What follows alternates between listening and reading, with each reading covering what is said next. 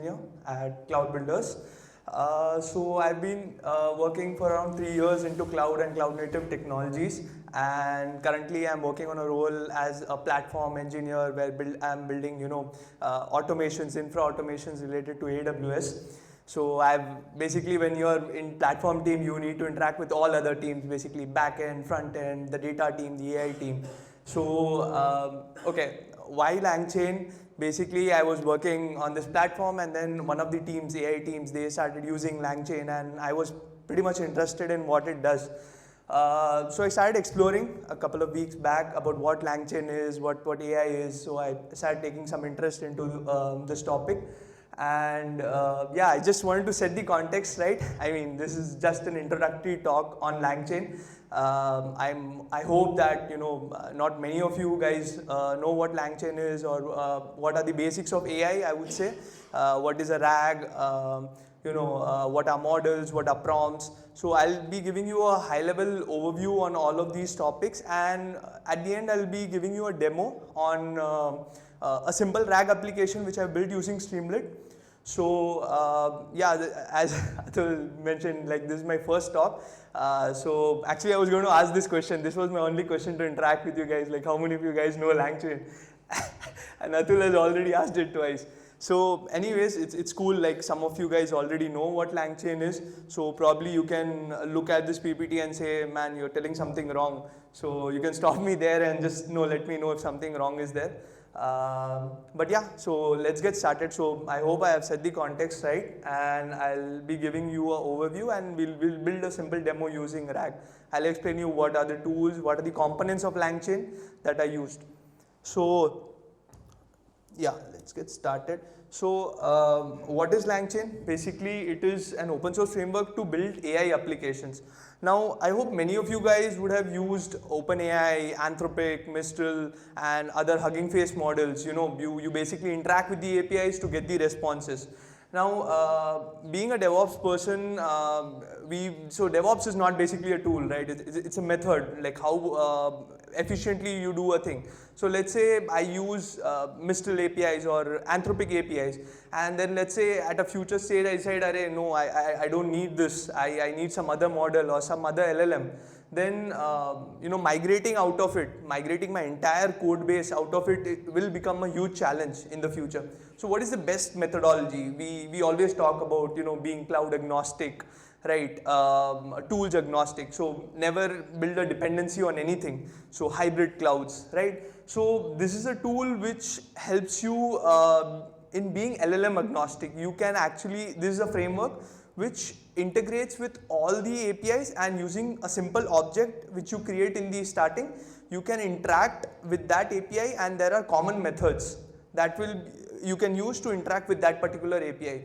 So I'll get in more detail of what LangChain is, but to give a high level overview, it's just a wrapper built on all the APIs, right? So you don't need to have any dependency on OpenAI or Anthropic or Mistral or any Hugging Face models.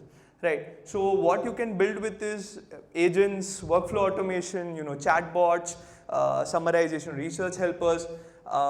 So let me give you one more input before I start getting into LangChain. So LangChain is a product which has like 3 different models, 3 different services.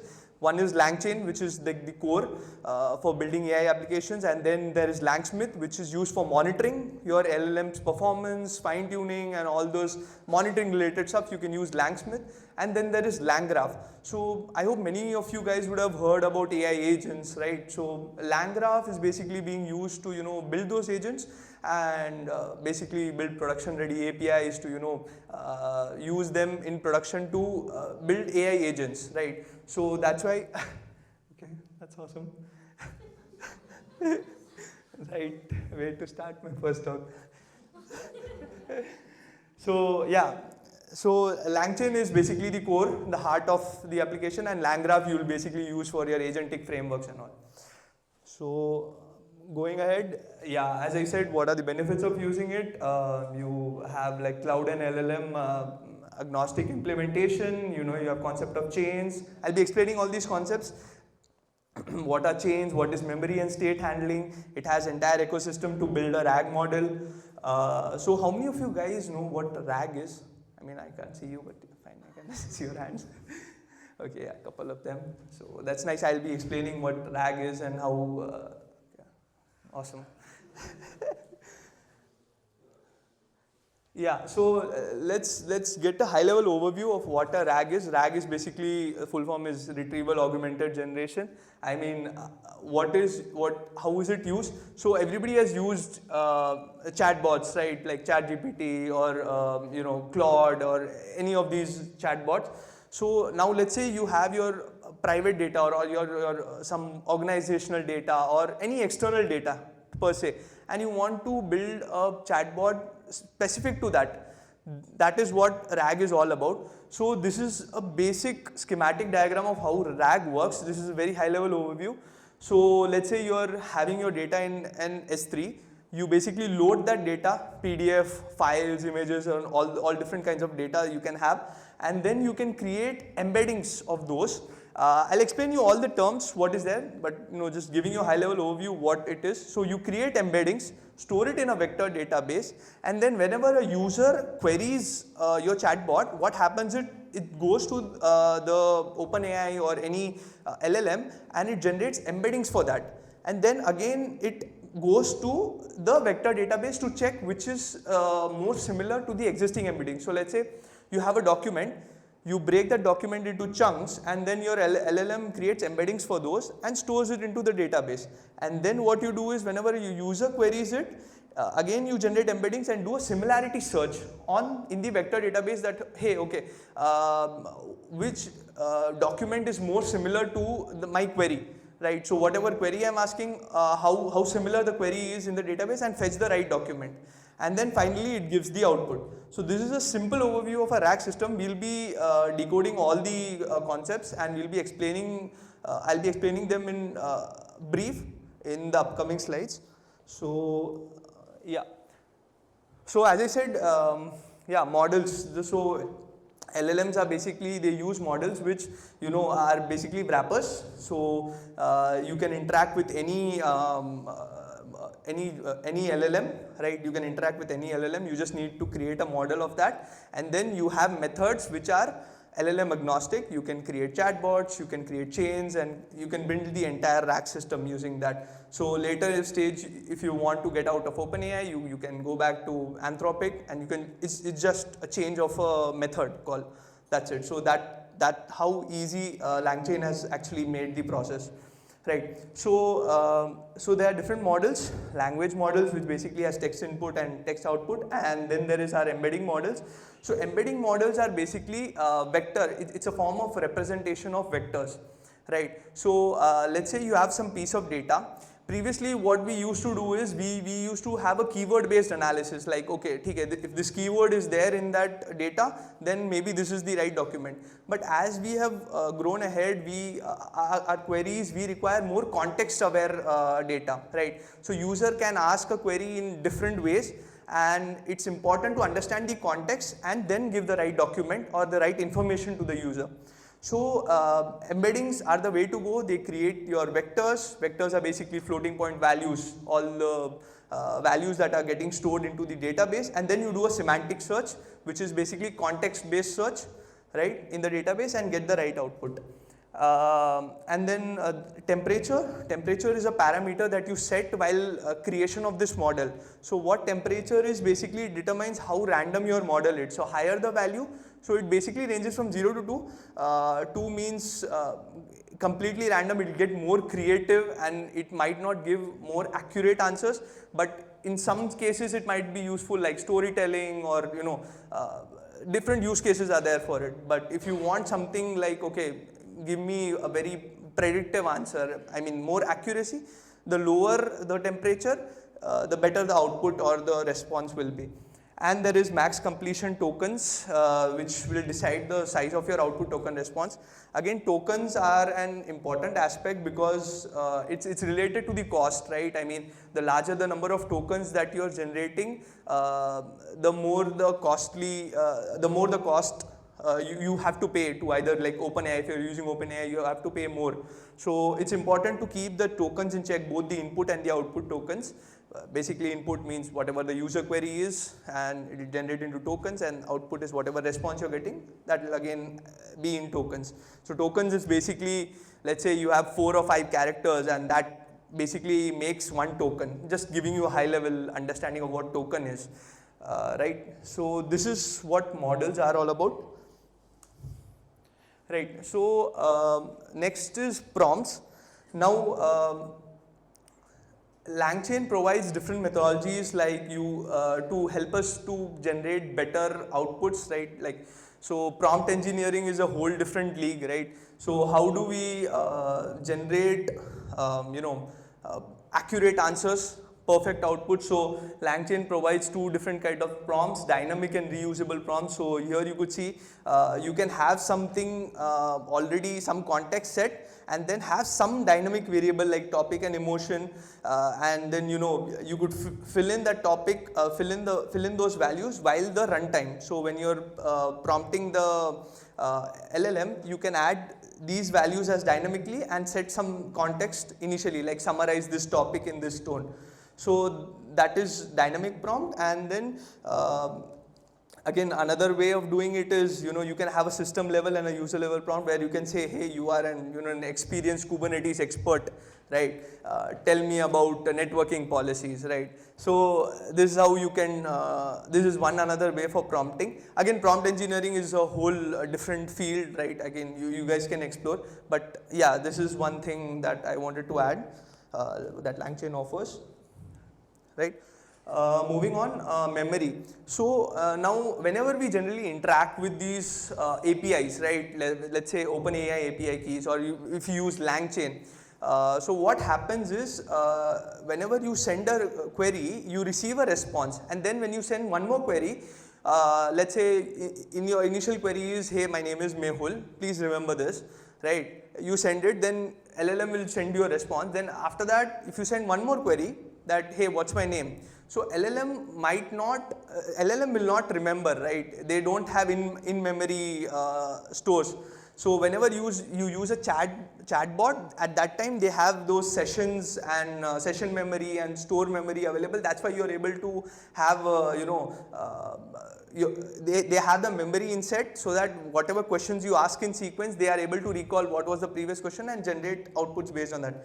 But interacting with them through APIs, you need to have something called memory.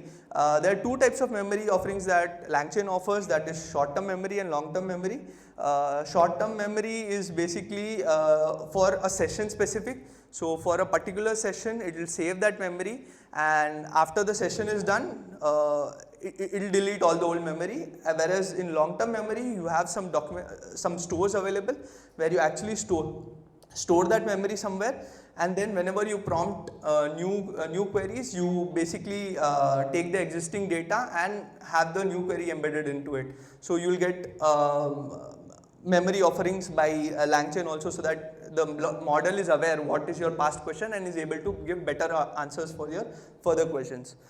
Right. So short-term memories, there are some concepts like you can, so it's all about tokens, right? I mean, see, memory is, as you keep asking more and more queries, the size of your responses increase. And then when you say you already have some memory and you're using some old data, then LLM is actually taking that old data and then adding a new query to it, and then giving the response. So that would increase the token size and your billing also.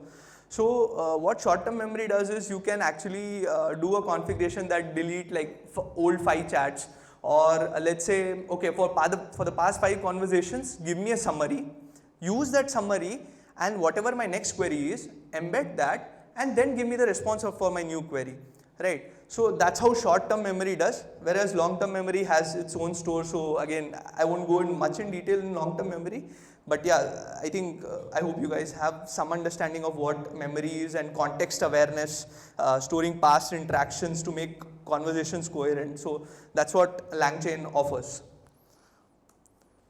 Moving on, there's a concept of chains, right? So it's like a pipeline, right? So you have one query, you get a response, then you send it as an input to the next question and get another response. So a simple example would be, tell me about Kubernetes, right?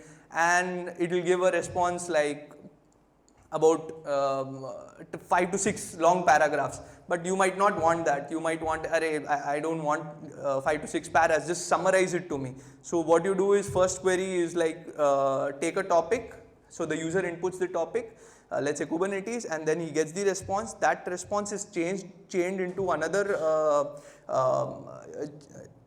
query where it says summarize for me. So this is a chain or a pipeline that we are creating so that we get better outputs, and basically it converts chaotic inputs to structured outputs. So it's basically a factory production line for a language. So it's basically like a pipeline.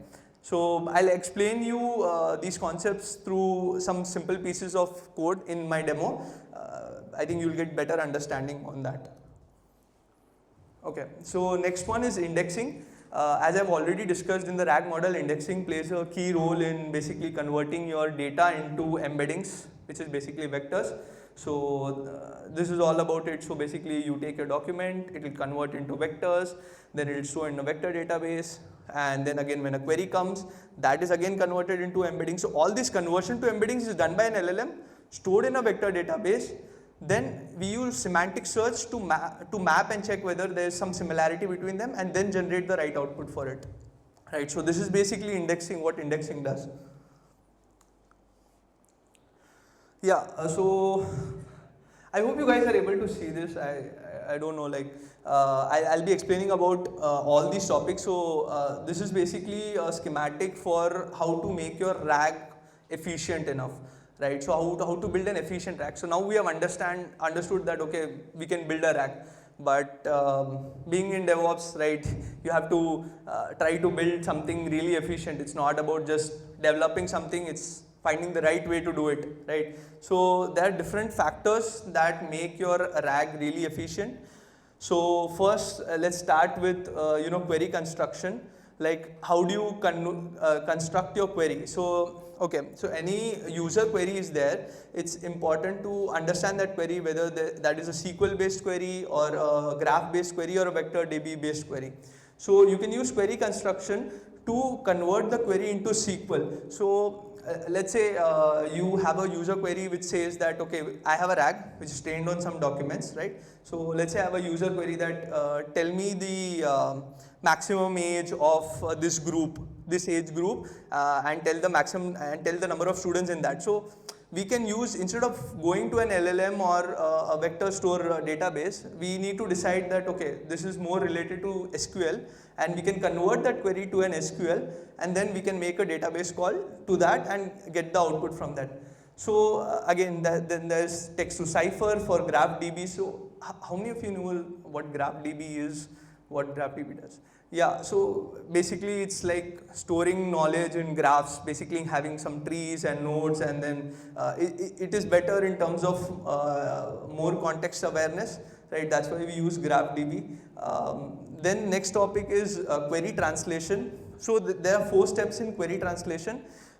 First is multi-query, right? So whenever you raise a query, like whenever you type a query to an LLM, the best way to reach to a RAG model is, it's important that to convert that query into multiple ways of understanding it. So let's say you have a question on some data, like you're asking some question to your LLM. So what multi-query can do is it can generate different contexts, different meanings of that, and then it can take those multiple ways of answering that question and then ask the LLM about that, and then goes to the vector DB. Second one is decomposition, right? Decomposition is basically breaking down your query into simpler formats. Like you can write a huge query, basically breaking that query into subsections, and then generating embeddings from that, then going to the vector database and doing a similarity search and getting the right output. So this is basically, all these concepts are related to how better you can get your outputs from a RAG, right? So then there is step back. Step back is basically when you have a query which is too specific, like tell me about this topic in that document, right? Too specific. So what you need to do is, first you need your LLM to come back, explain about the document, and then get inside the document and get the exact output. So there will be multiple documents, right? There will be hundreds of terabytes of files.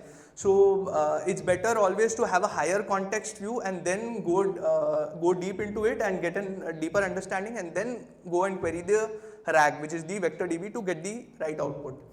So that is step back. And then moving on to routing, there's two types of routing, logical routing and semantic routing. So it's basically routing to which DB you want, right? So it actually uses an LLM. So everything actually basically uses an LLM. So first you go to the LLM, break that's like query translation is there. You go to LLM, get more multi-query means get multiple contexts of that question, and then go to the vector DB. So similarly in routing, it goes to the LLM, and there are some set of rules that it says that, okay, if the user query is related to this, then tell the user to route to that particular database. So that is what logical routing is. Again, semantic routing is based on user context, right? So it doesn't have any rules, but based on the user context, it tells LLM that, okay, to which DB we need to route. Then we have indexing, right? In indexing, we have chunk optimization. So basically, what chunk optimization is? Does anybody know what chunk optimization is? Yeah, okay, one person. So basically, again, as we saw in the previous slides, we have a document, we upload it to the LLM, it generates embedding. So what chunk optimization does is breaks the documents into multiple chunks. Means you can have terabytes of data in your document. If you send all of them at once to LLM, it might not give good like accurate embeddings. So what you do is you break it into chunks, and based on the chunk number or based on the number of tokens, you can break it into multiple chunks, and then you can go to the LLM and say that, okay, for these number of chunks, generate embeddings, and then store that embeddings in the vector DB. So that's what chunk optimization does. Then there are multi-retrievers and specialized embeddings, like, okay, call-BERT is one type of embedding that is used. So BERT is basically bidirectional representational transformer. So it's an encoder based transformer. So what the ideology in this is, whenever your user query comes, so in like, how do we find the best output from the database? So whenever you have a user query related to a topic, and you ask your RAG that, okay, fetch this data from my document. So what it does is it breaks the document into multiple chunks, right? And then the user query is also breaked into multiple tokens. So each token is getting mapped to each chunk token of the database, document chunks, and then whatever the maximum similarity is there. So based on that, it will generate the output. It will give the best response. So that is what fine tuning or call-BERT is. Nextly, retrieval is there. In retrieval, we basically use re-ranker and RAG fusion. So what re-ranker does is, so let's say you have made a user query. Again, I think I'm explaining this again and again, but yeah, let's say you make a user query, you basically go to your vector database and find similar outputs. So basically you will get some 4 to 5 outputs, and those will be actually ranked. Okay, so the first one is most similar, the fifth one is the least similar. So what happens sometime is, when similar data is trained, it becomes tricky for the LLM to choose the right embedding, right? So you may have the one which is on the top may not be that much relevant to the question that we have asked. So what re-ranker does is, basically you go back to the LLM and give all those 5 embeddings and your user query and say that, hey, I've got this output. Now you re-rank it and give me the right output. So that's what a re-ranker basically does. Again, RAG fusion are more detailed topics where you filter your queries or something. So I would not want to go much in depth with that. But yeah, I think I can go ahead with the demo and explain you some of these concepts in actual code. So is there any doubts still here before I go into the code? I mean, this was very abstract. Yeah.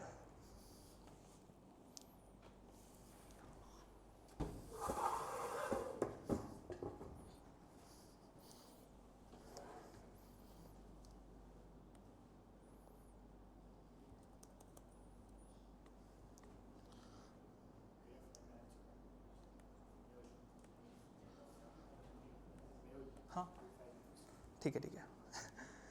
So yeah, as I've explained the concept of chains, so this is a simple example. Here you use the. अच्छा वो कैसे करते हैं? Control plus plus कर देते हैं ना. ठीक है.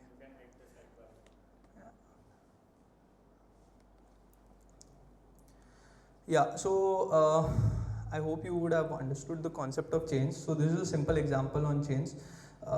So basically we are using LangChain's APIs, or what you call libraries, and we have created a chain over here, like basically define artificial intelligence and then basically summarize it. So what this does is, and I have also set the temperature, right, like 1, so need not be very creative, and I'm using GPT-4 model. So this is the model which I was talking about, right? You can have chat OpenAI or Anthropic, so this variable can have any model, right? So just with one object you could actually be LLM agnostic, right? You don't need to depend on any particular LLM, right? So this is how we basically do it. So in LangChain, so okay, so this will basically define it and then summarize it.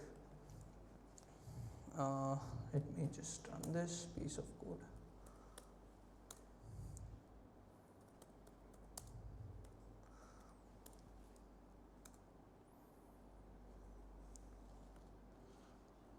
So over here you could see I've used a runnable sequence. This is the library that is used to build chains. So okay, I think it's doing.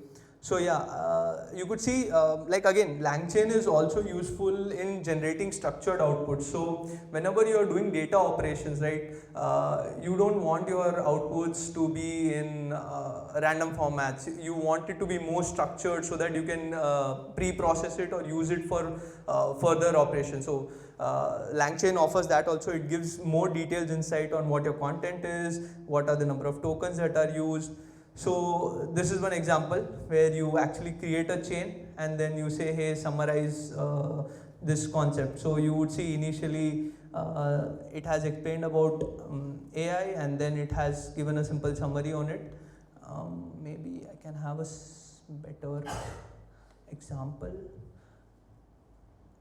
Yeah, this is a Streamlit application that I had built. So again here we are, okay, so this is a simple Streamlit application. Again, this piping model is basically called chain. So I'll give you an overview on what this code is. So I'm using Streamlit and LangChain to build a simple application to get some input on, you can actually select your research paper and select the explanation style, explanation length. So this is a very simple application to interact with an LLM, and this explains the concept of chains as well. So I'm loading my prompt from template.json. So this is the template which I have set, wherein I have multiple parameters, and then I am using a piping model which is basically chaining, and I'm basically loading that template in that model and dynamically setting those parameters. So I think I've explained that in prompts also, right? Like you can actually dynamically set prompts. So this is your template.json, which will have some static values, and then you can have some dynamic values like paper input, right? So I've given it in curly braces, and style input, and then your length input. So these are the dynamic variables. Remaining everything stays as static, and then you can chain it, and then you can basically use your application. So I'll just run this application and show you how the feel is. I mean, this is a simple application.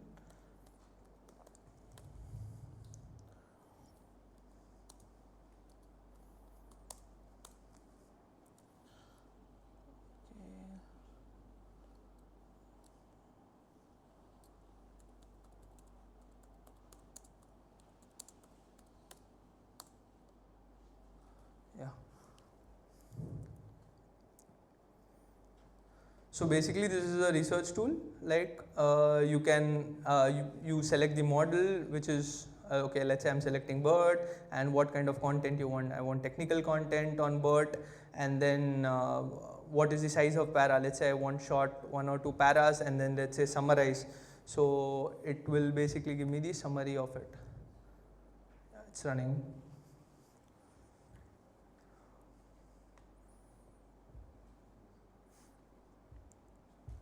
Yeah, so as you see, the output is here. It gives you 1 or 2 paras on what BERT is, and yeah, basically this is a simple application using the concepts like chains and models and prompts. So this is one application, and I'll go ahead and maybe explain models and indexes.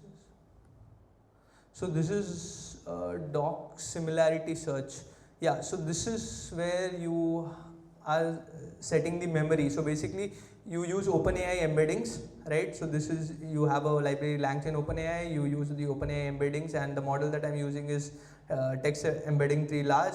You set the dimensions, and then you, these are the documents, basically list of values, list of strings. So this is a document, and we'll generate embeddings for these, and then we'll do a similarity search, that like who is the French footballer. So it will basically go and do a similarity search and fetch you the right output. And again, there are some concepts like cosine similarity. So I won't be getting more into detail about that, but I'll just show you how it works.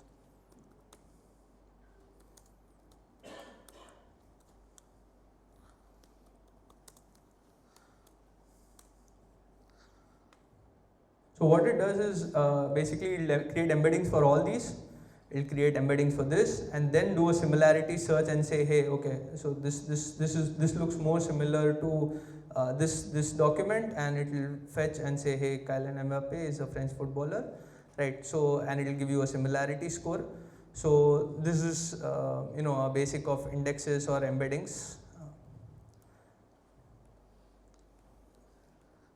Are you guys able to understand? I mean, is it fine? Am I going to speed, or does it make sense? Sorry, it's my first talk, so I just want some feedback on it. Like, is it fine? Okay. Yeah, okay, then I'll just show the last application. This is a RAG model that I have built.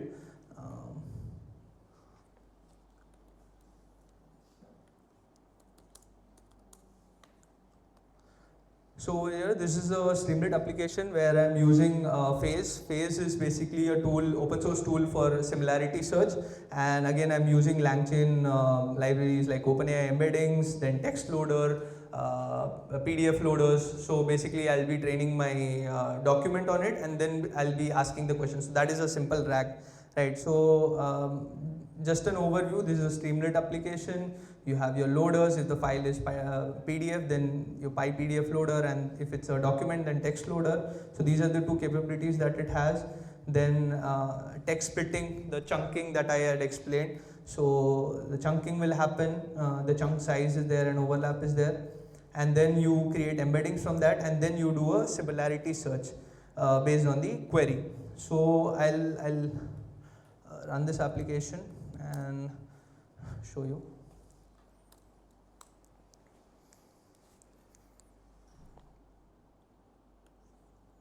Okay.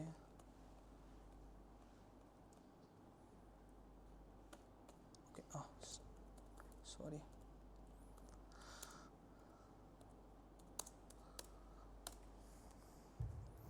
Yeah. So this is the application. Here you can set your temperature, choose a model. Let's say I choose GPT-4 model. I load some file. What do I add?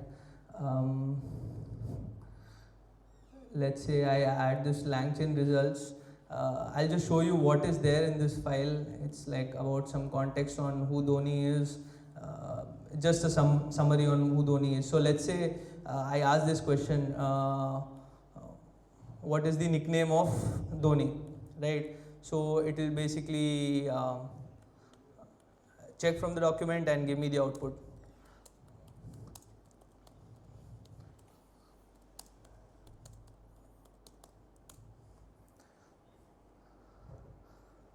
Yeah, so it actually went through the document and did a similarity search, and it said, hey, Dhoni's name is Captain Cool, nickname is Captain Cool.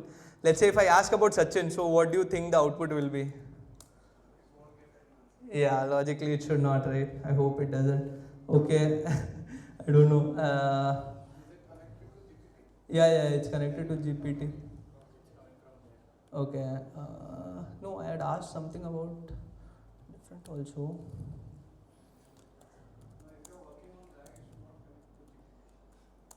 Okay. No, RAG, but RAG basically uses GPT, right? I mean, for the embeddings. Hmm.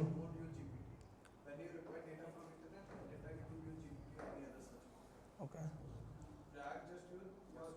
Okay. Yeah. That was the demo. Yeah. Any questions? Yeah, this was my first talk. So, if there's anything you would like to add?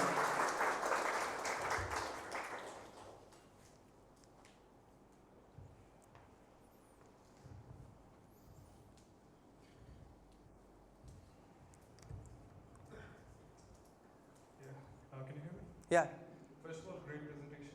So I've built a similar thing, myself. But the thing is, I had to use the GPT model after the embeddings, right? It had to be sent to the GPT in order to get me a proper result.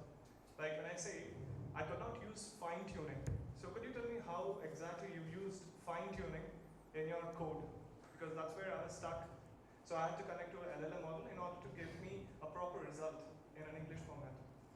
Okay, so I've not used fine tuning. This is like a very basic application. I've not used fine tuning, but what I understand by fine tuning is you use a simpler model, right? You don't like you did you go to Hugging Face or get some model? Hugging Face, Yeah, yeah. So you basically have a simpler model which like 1 billion parameters and then set that up. So I've not used fine tuning yet, but sorry, can you get your question again on that? Yes, basically, as even I wasn't, getting proper results. Like I was getting a lot of results from the vector database. Like Okay. after the semantic search, right? I got a lot of information, and for that to be fine-tuned as a proper answer, I had to attach that to an LLM model in order to get me that proper, that Yeah, structured basically form of re-ranker, things. right? Yeah, kind of. Yeah, yeah. So if we do not use an LLM, because see, obviously, let's assume that the data is of a private company, and they would not want to attach it to an LLM model, which is of let's say GPT or something. So due to the reason of data privacy, what would happen is after the vector embeddings are provided, like after the results are provided, you just want to create a structured response for it. So you would have to do a fine tuning for it. So how that fine tuning would be done in a particular code, because that's what I wanted to know if needed. Okay. Sorry, I don't have much context on that. Sure. Yeah.